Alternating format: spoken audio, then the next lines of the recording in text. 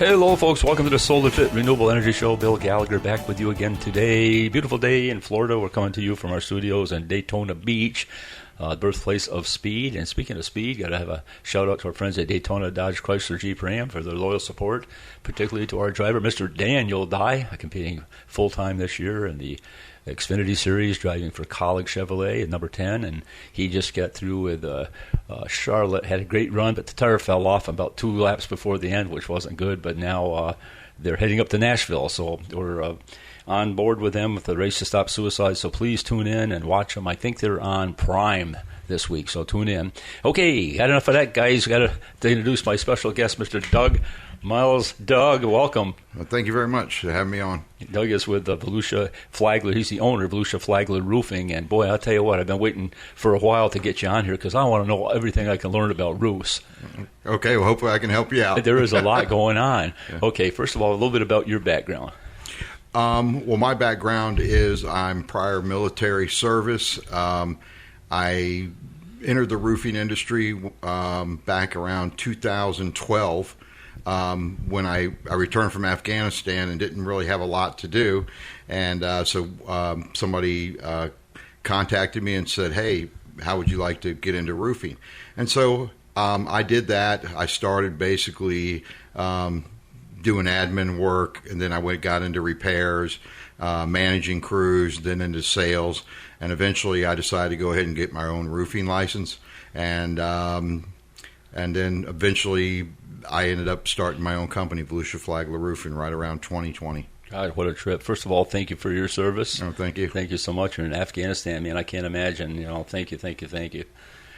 We just had Memorial Day just a couple of days ago, right? Right, yes, sir. God, what a wonderful time to remember all the people that have given all they've given. So we appreciate you. So where were you born? Where were you brought up? I was a military brat. I was born in Izmir, Turkey. My dad was an Air Force officer based in Izmir, and that's where I was born. Soon after I was born, he went to Vietnam and was over there for a year, flying out of Nakhon Phanom, Thailand. And as I grew up, I lived in Virginia, Missouri, Florida, near Eglin Air Force Base, back up to Maryland, and then my dad retired and he moved to Virginia, and then that's where I graduated high school. And from there, I joined the military at 17 and went in and served several years in the Army, active duty, and then I went into the Air Force Reserves, and I did that basically until I got out around 2010. I was a loadmaster on C-141s and 130s, and anyway, I ended up in Florida at some point in time in 1998, and worked around here, and I was based down at Patrick Air Force Base in the Reserves. Jeez, well, that's quite a journey. Yeah. Quite a journey. You've been around for sure. It's got to be interesting. So the roofing business has always intrigued me. It's just there's just so much to it, and of course we're kind of related in a way in the solar business, but we're not roofers, right? So we call on you guys to make sure that everything's done the way it should be. So much has changed through the years, Doug. When you first started, what did you say, it was 2011 or something? Yes, sir, around that area, 12, 13. How has it changed since then? I mean, is there the regulations or the insurance? Tell us a little bit about what's happening. Yeah, so a lot has changed, really. Obviously, pricing material has gone up. It's probably, I don't know, almost half as much then to do a roof as it is now. And of course, as talking about insurance, I'd probably say 30% or more of my calls on customers are based on their insurance companies telling them they need to get a new roof. And so insurance companies are typically giving people anywhere from 15 to 20 years. Somewhere in there, they're getting a phone call. If their roof's that age, they're getting a phone call saying, hey, you need to replace your roof or we're not going to renew you. And so you really didn't have that in the past with all the hurricanes and things. They're making you do that. As far as the regulations go, back in 2007, you had to nail every 6 inches up the roof truss with a 2 3/8 inch nail. And so anytime your roof gets done now, you have to do that if it was done prior to 2007. The other thing that sort of changed is the underlayment. Now we can use what we call peel and stick or ice and water shield over the entire roof, or you can use 2 layers of synthetic, or something I don't do, but there is 2 other options, and it has to deal with just taping the seams on the plywood. But typically I use the peel and stick ice and water shield, because during a hurricane, when your shingles may come off, typically it's not the nail that leaves, it's the shingle that leaves. And when that happens, and this is one of the reasons the insurance company pushed this and to be put in the building code, is it's going to protect the inside of your house more than the synthetic underlayment or the old 30-pound felt that people use, because the ice and water shield, when you put that nail in it, it sort of seals around that nail, and the ice and water shield goes directly onto the deck. So if you're up there putting a roof on, and it's a day like today where it's 90 degrees, you have about 1 minute. If you lay it down and you need to pull it back up, after that, it's stuck on your roof. And so when you get another roof, let's say you have that down, and we have an unfortunate hurricane that comes by, and you have the peel and stick, and you have to redo your roof again, you're probably going to end up having to put 2 layers of synthetic underlayment on there, or go over back with peel and stick, because my point being is once that gets on, it's probably not coming off. It's attached. It seals to that wood. So is there adhesive on it, or is it just the heat that bakes it right in? Yeah, it's an adhesive. It sticks on that wood, yeah. And it's just a bear to get off. Yeah. And so you're typically going to leave that on and just go back over the wood. The downside is you're not going to be able to see any rotted wood, if there is any, but there really, if it hasn't been leaking a long time, there shouldn't be really any rotted wood. I remember the first house I bought here in Florida. Mm-hmm. I even remember what I paid for it. I paid $17,000 for it, and it had bad roof. So I thought, well, there can't be much to do with this roofing. Well, let me tell you, that was my last roof job. Right. I went up there and I said, man, this is the hardest thing I've ever seen. On your knees, crawling around that thing, man, I tell you what, that is hard work. Yeah, it takes a special person to be up there. In the middle of the summer when I do repairs, and I still get up on roofs and do repairs and stuff, it can get pretty hot. There's sometimes, if you're on a darker shingle, you may only be able to get up there for 15, 20 minutes at a time, and then you got to get down. It gets hot, but I'm old too, we definitely make sure all our guys have enough water, they're hydrating, and I always try to use the buddy system, like you keep looking after each other. If you see a guy that's kind of turning pale and he's not sweating, we need to make sure he gets off the roof. And when we definitely in the hotter days, we take plenty of breaks. Yeah. But it's, safety first, obviously. Yeah, for sure. So we're, being in a similar environment on roofs, and boy, there's all different types. Some are steep, some are shallow, some are flat. The flat are kind of fun compared to some of them where we're hanging off in lanyards and all this other stuff. Yeah. But, it takes a special group of people to be able to do that type of work and be able to sustain themselves in the heat. It gets pretty hot out here. Yeah. I'm fortunate. I'm a sweater. Yeah. So I sweat, but I got it. But there are, days I'll go through gallons of water or some type of Gatorade or something. Yeah. But and steep roofs, they take a little to get used to, getting up and down on them. But they make special shoes now called Cougar Paws that help you stay up there. It takes a little bit of getting used to, Well, it's worth every penny you pay to have a good roofer like you get up there and make sure it's done right. Well, I really like the idea of that peel and stick, because in the business we're in, we're making penetrations lots of times normally into the truss, and the fact that any penetrations would be sealed by the peel and stick, that's a big deal too. Yeah, we use it the right mastic and adhesives and stuff like that, so it's not a problem leak wise, but it's always good to have that insurance, if you would. Yeah, and metal roofs and tile roofs, they have that down as well. Sometimes it's a little bit thicker, but they use that peel and stick. They do, yeah, as well. Yeah, I don't know if it's any more expensive. I would assume it'd have to be a little more expensive than, we always call it tar paper, but it is. Yeah. It is. Yeah. But it's worth the money in the long run. Yeah. Sure, for sure. Yeah. So you do not only shingle, but you do tile and you do metal. And tell us a little bit all about the other types. Well, I'm a huge fan of a metal roof. So in my journey in roofing, I decided to go get my insurance adjuster's license because I wanted to learn the other side of it. Because when you get up there with an adjuster and then you start looking at all the paperwork, it all becomes French to a lot of people. So when I did get that and we were slow here, I did go work 2 storms. And I'll tell you the one thing that was consistent is, especially Hurricane Michael up in the Panhandle, is you'd go into a neighborhood and all there'd be shingle damage everywhere, but the metal roofs were typically still there.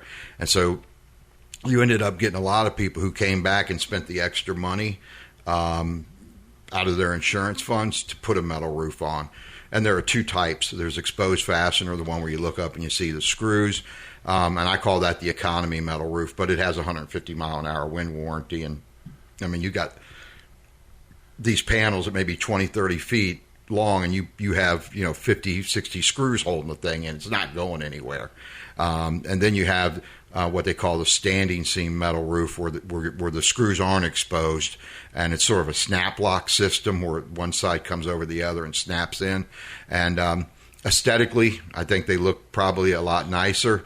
There's a little bit more labor involved in putting those on, but those are your two standard ones that we typically put on. But I do, in this area, if you're going to spend the money, if you want to spend a little extra money, and you can afford it, definitely consider a metal roof.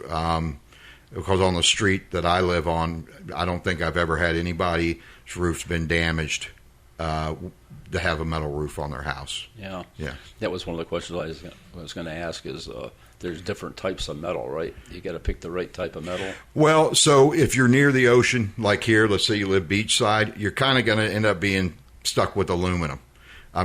Because it doesn't rust or anything like that. And then the warranties, even though they'll tell you about all these warranties, once they find you're like 200 feet from the ocean or whatever, the warranty's no good. And so you don't want that to happen. So basically, anytime I do a roof on beachside, I always use aluminum drip edge and stainless steel roofing nails, or any nails that I use are stainless steel. And that way, they're not going to rust out. There is a jump in price when you go to aluminum, but you kind of have to pay it because your warranty's not going to be any good if you don't.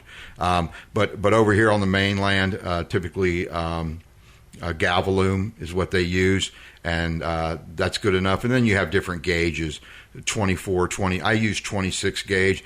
It's a little bit easier to work with and cut, and that's what I put on. You can get a thinner aluminum as well, but I mean a thinner metal, but 26 gauge is pretty much the industry standard. Is that something that's pretty resistant to any kind of rusting or anything, the Galvalume? It's not resistant. What you have to watch out for is any scratches or anything that get on it, because that'll take the sheen off, the covering off of it.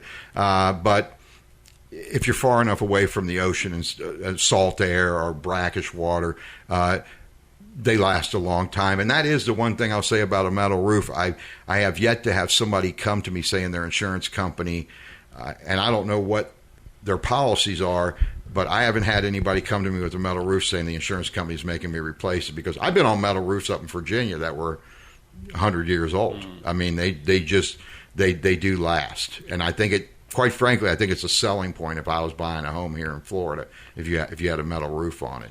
Yeah, that's what I was going to ask is if there was any requirements from the insurance company on metal, and I haven't heard that either. So even though it might be a shade more to do that type of roof, if you didn't have to replace it in 10 years, more than make up for that. Yeah, and the other thing about exposed fastener, if you ever do have a leak, it's easy for me to find. I just go find out where it's leaking, where that screw's at, pull it out, and you can put a bigger one in. But they'll go years, without ever having any issues with them. We really like working on the metal roofs because we have special attachments like a S5 clip for the standing seam, and there's no penetrations, and even the exposed grommet one, we've got stuff that's not into the roof itself, it's just into the material. So, and that is actually, when you put solar on, that is a big plus about a metal roof. The way the clamps go on, that screw doesn't penetrate the wood underneath, and you have that peel and stick underneath. So even if a little water does get on, it's going to roll down that. It won't enter your house. Typically. Cool. Man, I'll tell you what, we're learning a lot about roofing, folks. We're going to take a short break. Stay with us. We'll be right back.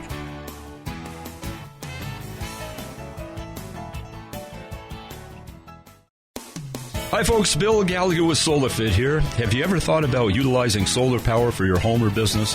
Well, there's never been a better time to plug into the sun and stop renting electricity. How would you like to let your roof start paying you each month? Give us a call at 445-7606. That's 445-7606. Or visit us at solarfit.com and set yourself free. SolarFit your life and set yourself free with the sun's free energy.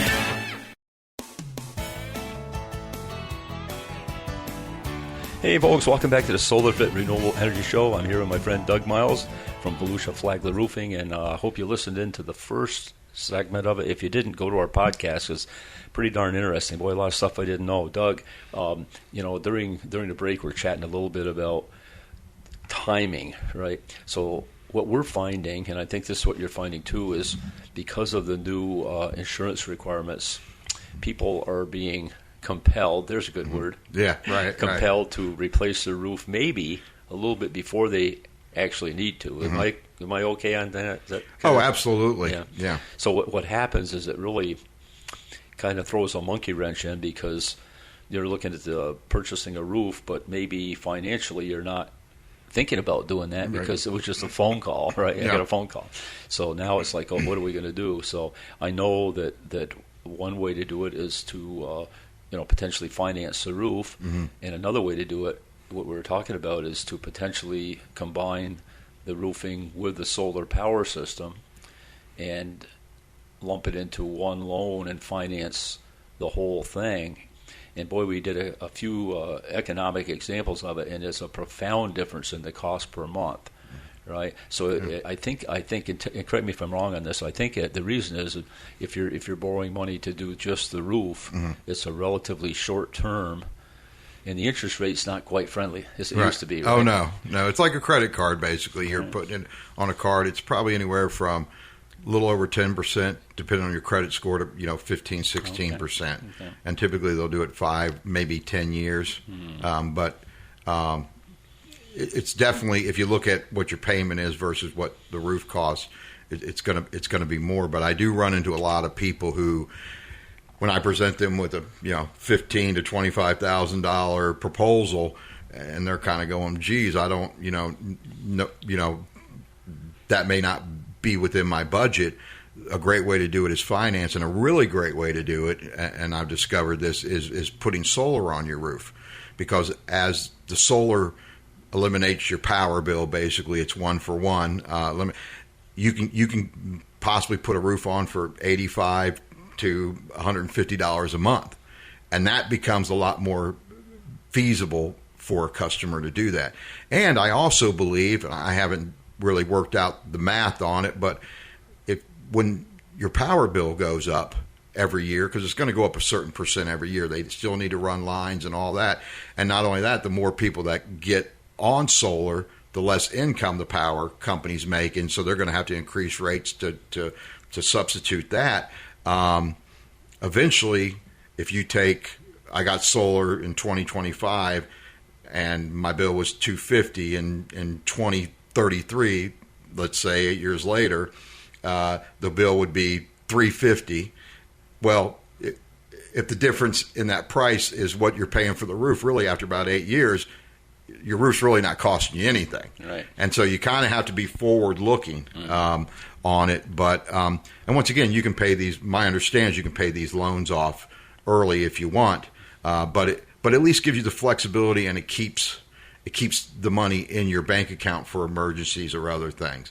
And so, yeah, good point, Doug. Because a lot of us, I think we're all kind of in the same boat. We may not have that disposable income, and we want to have something that's affordable. And if we could go from $350 a month for the payment down to $150, that's a pretty good difference. Right. And not only that, let's say you're planning on moving out of Florida in 5 or 10, let's say 10 years. Do you want to get rid of that $15,000, $20,000? You may have other things to do with that money. So getting a loan may be a better bet for you. And then obviously your house price, typical markets, your house price is going to go up, and you're going to get much more than what even the roof costs. So utilize that money for something else instead of putting a roof on. So sometimes it does work out for people that way. Yeah. For some of the folks that are really into the math, it's kind of interesting because we do have people say, well, gee, the interest is high right now, and the thing that's kind of interesting to me is if you took the amount that you're paying for the loan payment, and say it's $150, and you look at the amount of money that you're borrowing for that, the interest is negligible because of the savings on the solar, right? So it's just it's just really very interesting. It can be a little bit confusing, but the value is there. And Zillow, remember Zillow? Yeah. Our friend at Zillow say that in this part of Florida, when you put solar on your roof, it increases the value by 4.1%. So if you got a $300,000 home, you're in pretty good shape. If you got a brand new roof and a brand new solar system, you were in pretty darn good shape for the next few decades. Yeah, I think it depends, too, what kind of market we're in. Right now, we're sort of going into that a buyer's market where they have a little bit more of an advantage when it comes to negotiation. And a lot of times those guys, if you don't have a new roof on there, they'll pass you by, because they want a home ready to move into right now. And then the other thing is it always seems like anytime someone wants to buy a house, they had this, for some reason, I want $20,000 off. Well, what if the roof's only costs $10,000? And I always tell sellers, I go, you know what? Tell them, hey, if I put a new roof on, do we have a deal? If that's the only thing holding it back. And they can actually probably get it cheaper. Like I said, I don't know what, for some reason, it's always $20,000 that they want off the house to put a new roof on, even though it is. But,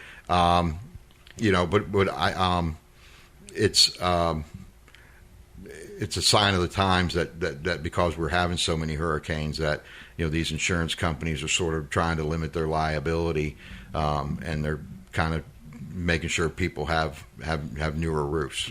So, well, in the whole scheme of things, if you have a new roof, right, you're pretty good to go. And even if it's 7 or 8 years down the road and it's looking a little ragged, it's probably a good time to do it anyway. Yeah. I mean, but we do repairs as well. People who may not want to afford a new roof, or maybe they don't have insurance, maybe they own their home outright. We certainly do repairs and things like that. We don't mind. You do commercial too? Yeah, absolutely. We just finished up a large hotel on 2 of them, as a matter of fact, on Beachside. Good. We're about ready to do a new school here, a private school in Daytona Beach, and got a very large church we're going to be doing here in the near future. And so we do it all. Okay, that's good. Yeah. You got a good team of people too. I've heard a lot of good things about it. No, thank you. I appreciate that. That comes from hard work. Yeah. Right, and just treating people well, and they stick around forever. Yeah. Really well, I mean, referral, word of mouth is a great way to get business. Yep, you're active in the chambers and absolutely see everywhere, right? Yep, absolutely. Well, like I said, I've been here since 1998. Maybe not owned a roofing company the whole time, but I've lived in this area since then. I will kind of go back to the hurricanes. This last hurricane we had, and I forgot the name of it, but it was last year. The one thing a lot of roofers did discover is we didn't have as many calls as we thought we were going to have, and that's because these newer roofs did sort of stand up to that storm. I don't know what the wind got up to. I think it was a little bit around 100 or something miles an hour. I forgot what cat it was, but we were pleasantly surprised, because I live here too, and I have neighbors, that the newer shingles are sort of holding up. But like I said, if you want to be sure, I mean, the metal roofing's the way to go. And tile roofing, the tricky part about that is most policies have what they call like kind in there. So if your tile roof gets messed up, you can kind of use that as like, hey, they don't make this tile anymore, so you have to replace my entire roof. But typically insurance companies will fight you on that because tile roofs are so expensive. They can be anywhere from $1,200 a square to $2,000 a square. It just all depends. So when somebody ever calls me with a tile roof and they say it's a storm claim, I go, well, it's going to be a while, because the insurance companies aren't, they typically do, if it's 15, 20, 30 tiles, but they don't make them anymore, they typically try to stretch it out and wear you out, basically. Jeez. So, we're still seeing a considerable number of tarped roofs after all these months. Is that a function of, maybe the not being able to get the insurance, or maybe just the economics, or Some of it is that the economics. Maybe they own their own house outright and they decided, hey, I don't want to do insurance. And I know some people that do that. Yeah. Some of them are, they're still in the hands of the public adjuster. They were denied a replacement by their insurance company for whatever reason. And they had to turn to a public adjuster or an attorney, and they're still fighting it. So probably, those are the two main ones I run into. well, Of people who still have blue tarps. well, we hope you can get out there and get them fixed, get that tarp out there. Yeah, absolutely. They can call Volusia Flagler Roofing at any time. And our new office is on Mason Avenue. And they can stop by any time. But, we definitely would love to help anybody who needs any help with roof. And believe me, I give plenty of free advice out as well. I don't mind that as well. I don't need to make $1 off everything. I'll certainly come out, talk to you, look at your roof. And, I go out and see. I did it last week. I saw somebody, and they didn't need a new roof. They thought they did, but I looked at it and said, you're good for an extra couple of years, even though it was the old 3-tab roof, an older one. It was only, I think, 9 or 10 years old, and I told them, you just don't need a new roof right now. See, that's the honesty that we need, Doug. We need people to do that, because I know in the past there's been some, just like every business, there's shady stuff going on. So, we need to make sure that we deal locally with people that are going to be here. Yeah, there's roofers that kind of, for some reason, they get a bad name. But there are other, not only my company, there are other good companies out here in Volusia County. Certainly, I know some owners, and they're great guys, trustworthy. And I really think the local companies, if I had to say anything, avoid the door knockers, the guys who are knocking on your door who want to just everybody to file a claim. And then the other thing I would highly stress is just go with a local company, because if you don't, and that guy's from Orlando or wherever he's from, you're probably going to have a hard time getting them back if there's any issues. And check their license. Make sure, they're licensed with the DBPR, and do your due diligence. But definitely the door knockers, the people who come in from out of town and knock doors, it's worth, even if we have a storm, it's worth your while to wait for that local roofer, because he's going to be inundated if we have a big enough storm. But your peace of mind is going to be there with a local roofer. Yeah. And Doug, I think it occurs to me too is when you're dealing with a local company, whatever dollars you spent stay in the community. Right. That's a really big thing to us. It's like, okay, we pay our installation people on our staff, and they go to Walmart and they go to Publix and they spend the dollars here. They're not somewhere else. That's a big deal. So we're kind of in the same boat. Yeah, the door knocking thing is not the coolest thing, but even if somebody knocks on your door, of course you need to be polite and everything, but you need to also check locally. Like if somebody comes your door and they say, okay, well, fine, thanks for coming by, drop your card off, and I'll be in touch if I like you, but go to a local place. I'll tell you, this is why I've always respected you. It's not that I knew you, I just heard about your reputation. And it was, you've been in business since 1975. I'll tell you right now, that's very rare for a solar company to be in business more than 5 years. And I've ran into them. So not only do I say the guys who knock doors, but if it's a solar company that knocks your door, definitely take a good look into that. And if they haven't been in business for 10 years, beware, because I've seen a lot of solar companies come, make money, and then they go. And it's very important.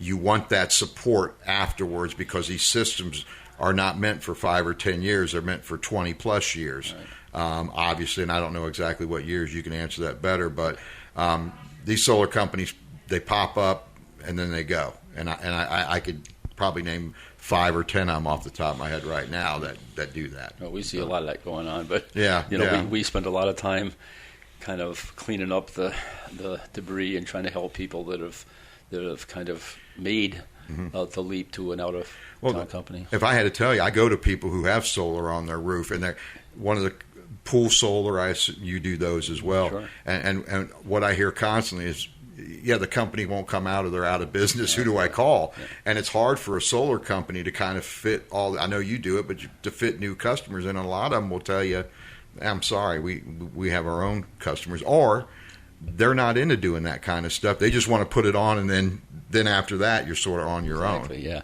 We're almost out of time, Doug. Okay, how can they reach you? What's a good phone number? Okay, the phone number is 386-523-7663. 386-523-7663. If it's hard to remember, it's 386-523-ROOF. Oh, my God. That's a perfect one. So, Doug, thank you so much for coming in, man. Appreciate you. Yeah, absolutely. And I enjoy talking to you, and I'm also a Embry-Riddle alumni as well. Geez, we'll have to talk about planes here in just a minute. Yeah, absolutely. Okay, folks, we'll have to sign off for now. Make sure you watch the annual drive this weekend of the National. We'll talk to you next week. Bye-bye.